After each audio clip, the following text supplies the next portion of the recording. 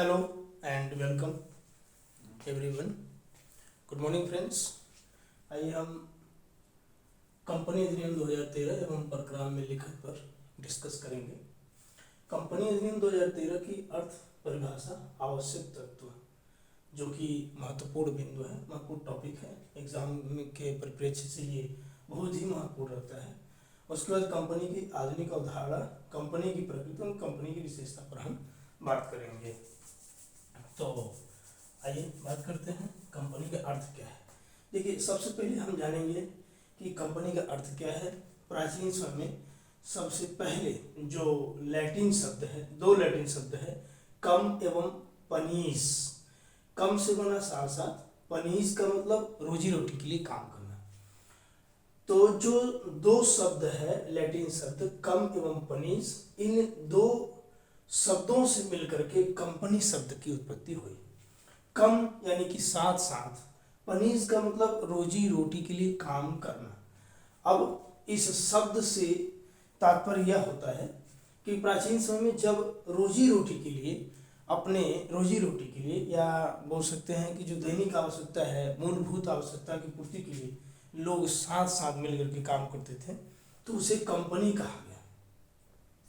और वही कंपनी धीरे धीरे समय के साथ एक आधुनिक अवधारणा का रूप ले लिया और आज वही कंपनी एक विधिक शक्ति रखती है, विधिक सत्ता रखता है।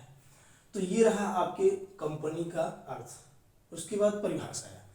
इसकी परिभाषा को अलग अलग विद्वानों ने अपने अपने तरीके से दिया है। सबसे पहले तो परिभाषा में इसकी यही बात बताया गया है कि साथ साथ काम करना, सामूहिक रूप से व्यक्तियों का समूह जो है वो कंपनी कहलाता है।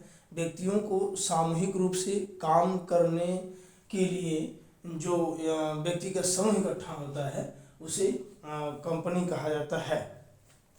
तो इसकी परिभाषा के लिए हम देखेंगे कि अल्फ्रेड पामर, एक विद्वान हुए अल्फ्रेड पामर ने कहा कि प्राचीन काल में जब सामूहिक भोज के टाइम पे जब व्यक्ति इकट्ठा होते थे तो वो अपने व्यावसायिक और अन्य प्रकार की जो समस्याएं होती थी उस पर जो है कि आपस में डिस्कस करते थे और उसका समाधान निकालते थे। तो वह भी एक प्रकार से कंपनी का ही रूप कहलाता है और कंपनी का रूप ही माना जाता था।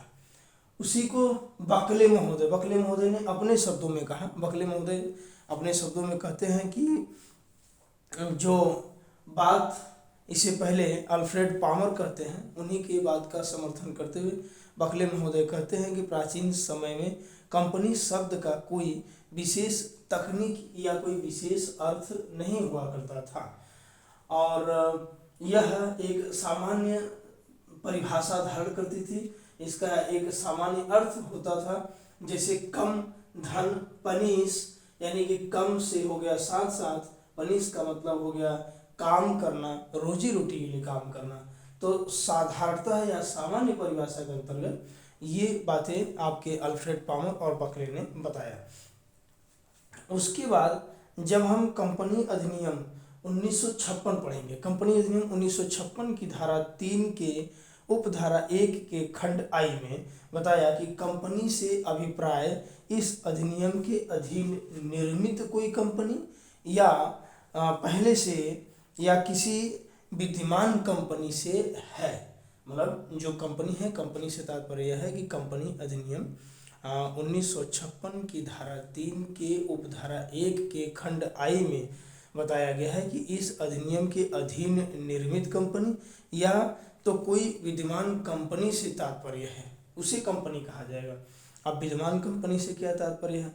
विद्यमान कंपनी से तात्पर्य यह है कि किसी भी अधिनियम के अंतर्गत, किसी भी अधिनियम के अधीन जो निर्मित कंपनियां हैं वो विद्यमान कंपनी मानी जाएंगी। अब हम कंपनी के आवश्यक तत्वों की बात करेंगे। तो आवश्यक तत्वों में देखा जाता है कि कंपनी जो होती है, कंपनी की आवश्यक तत्वों के लिए, जैसे कंपनी है तो कंपनी के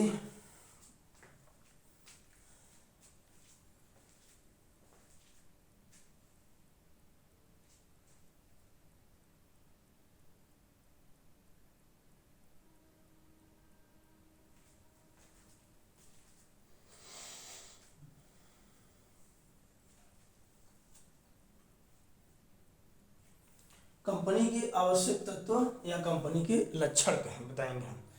तो देखिए, उपरोक्त जो परिभाषाओं का विश्लेषण किया गया उससे कंपनी के निम्नलिखित तत्व या लक्षण बताए जा सकते हैं।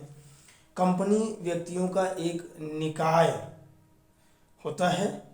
इस संघ का या इस निकाय का निर्माण किसी सामान्य उद्देश्य की प्राप्ति के लिए किया जाता है।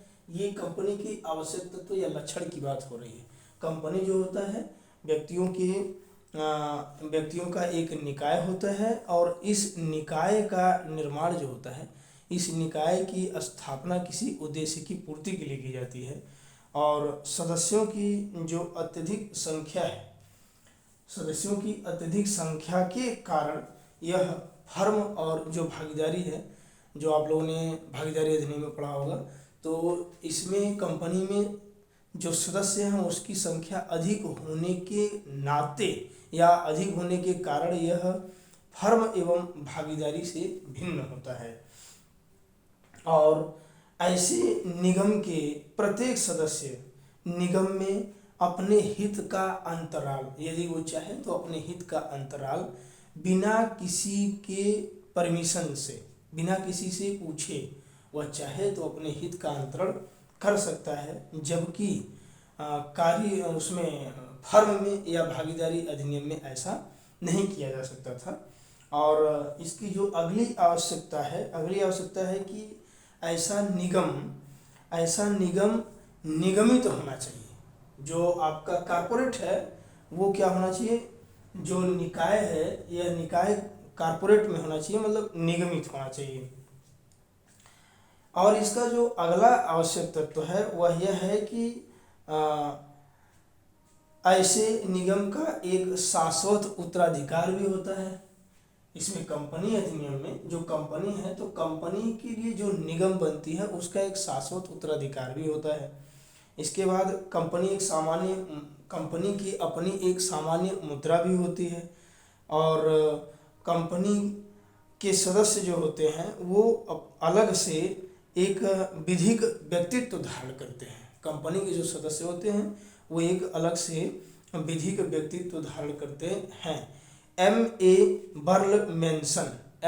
बर्लमेंसन ने कंपनी की परिभाषा जो है आधुनिक परिप्रेक्ष्य में किया, जिसमें कंपनी के सामाजिक और आर्थिक सरोकार को प्रमुखता दी है। उन्होंने कहा कि कंपनी की जो आधुनिक सामाजिक और आर्थिक सरोकार है ये बहुत महत्व रखता है।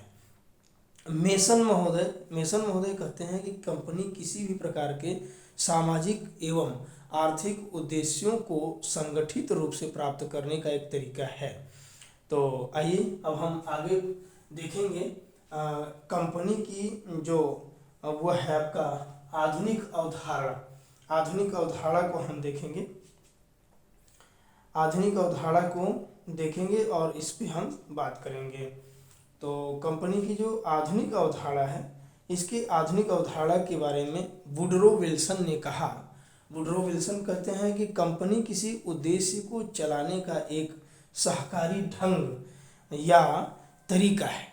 कंपनी जो है ये किसी संस्था को चलाने के लिए या किसी उद्योग को चलाने के लिए एक सहकारी ढंग है या उसका तरीका है।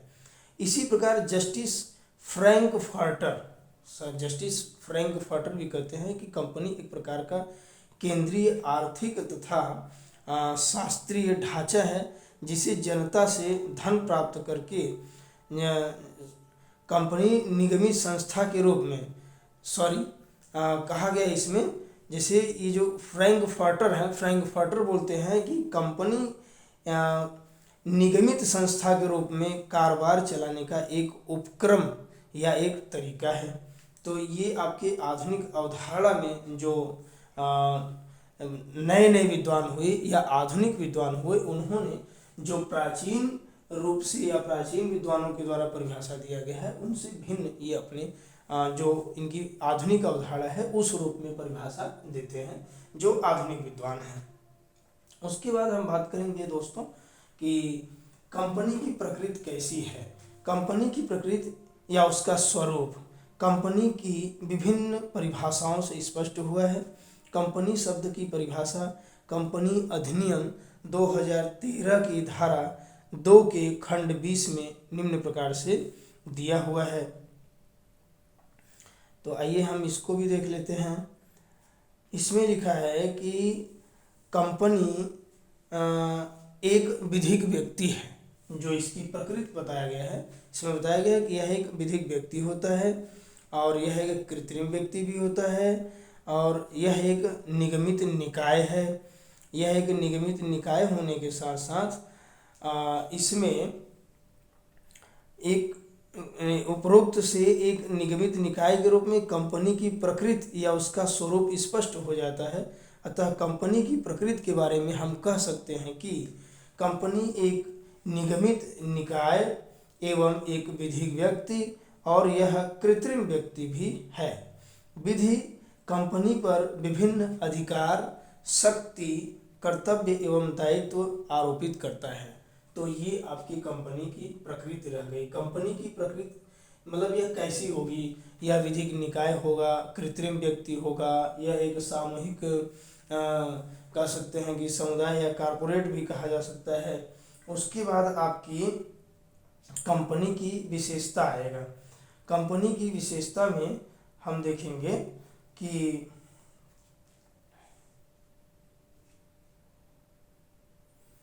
कंपनी की विशेषता में हम देखेंगे कि इसकी विशेषताएं क्या है।